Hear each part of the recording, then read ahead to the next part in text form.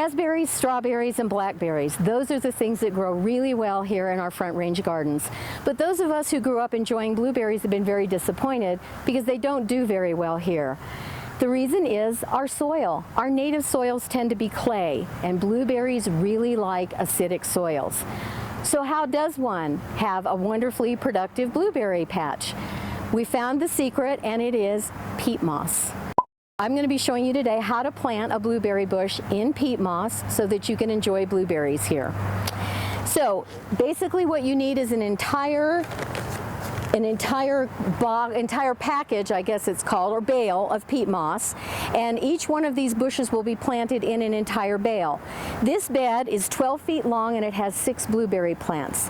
The reason we have that is for spacing, and each one of these bales were cut out, and actually in our native clay soil sometimes it takes a little chiseling, but we did chisel out the depth and width of each one of these bales, and then they were fit tightly into those holes. So you can see here on the top of this one that we have sunk it, and then what you do is cut an X in the top of the bale and pull the flaps back so that you have a nice square, and so that the plastic is not touching the crown of the plant. Then you want to excavate just enough of the soil in the bale so that it fits the root ball of the plant that you'll be planting, and the root ball needs to be teased just a little bit so that it comes apart and they don't girdle, and then that gets set down right in the center of that hole that you cut, and then we return the soil that you dug out of there into the plant around it.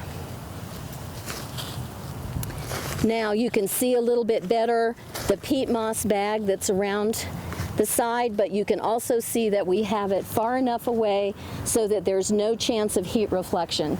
The other thing that we do to make sure that that doesn't happen is then we replace our underground irrigation. We're using drip irrigation in this bed, so we want to place that right up against, not right on it, but maybe a few inches away from the root ball, and get that settled in really well.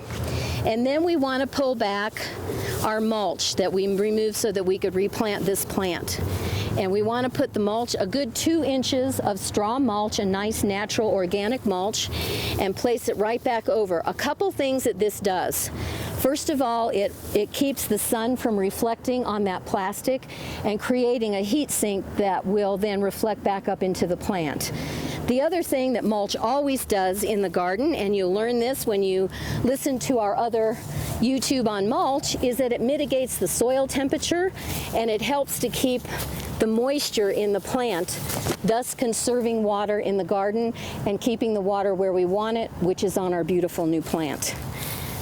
Blueberries, for the most part, are self-pollinating. But they do appreciate being near a plant of another variety, a second variety.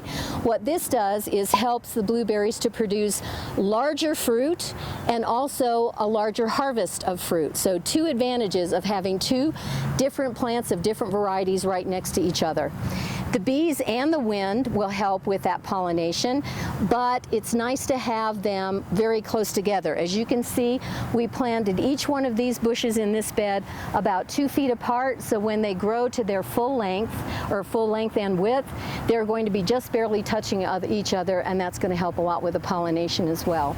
This whole planting technique will translate very nicely to a container planting as well, as long as you have a container about 18 to 24 inches across and about 18 inches deep, and then you can take about half of the bale of peat moss and sink it, and it works just beautifully in a large size container. So now you can enjoy blueberries in Colorado.